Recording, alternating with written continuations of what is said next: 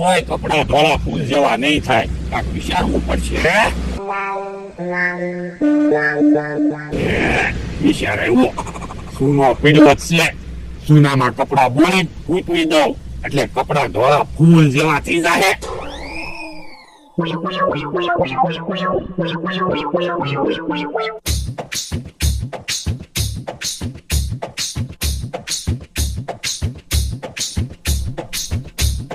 જો બોલો, કપડા તો ફૂલ કરતા ધોળા બની ગયા હો.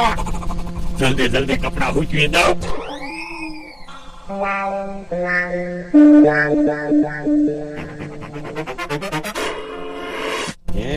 ભોળાને દૂધની બાઈને કેમ રસ્તામાં મૂકી હશે? બરણી ધોવા મૂકી હશે, પણ બરણીમાં તો દૂધ છે. તું પણ આઈને કામ કરવી, દૂધની બાઈની વાડીએ લઈને વયા જાવી, દૂધ પાક બનાવીને ખાવી. પણ ભોળાને એને ખબર પડી જાય તો તું એક કામ કરવી, અમથાની વાડીએ દૂધની બાઈની લઈને વયા જાવી, ત્યાં દૂધ પાક બનાવી. એ હાસુ તો ભોળાને એને ખબર નહીં પડે. હાય સારું છું, કપડા મેં સુનામાં બોલી દીધા. મારે મહેનત તો એટલી ઓછી. ભોળા દાદા આવ્યા. કપડા ધોવાઈ ગયા?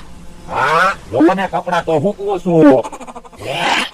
બોલ, તે કેવા કપડા ધોયા? કપડા નવા હોય એવા લાગે. પણ તમે મને કહી ગયા હતા કે કપડા ફૂલ જેવા ધોળા બનાવી દઈએ, તો મારે તો કપડા હારા ધોવા પડે ને. હવે તો હવે ઘડી ખાટલે બેહો, કપડા હુકાય ને પછી બહાર ગામ જાજો. શાક રોટલા બનાવું કે ખીચડી બનાવું? હું ખાવાનું બનાવું? હું બનાવું આમ થા? એ કાંઈ બનાવતો નથી, હજી વિચારું છું હું બનાવું એમ. તો પણ આને દૂધ પાક બનાવી?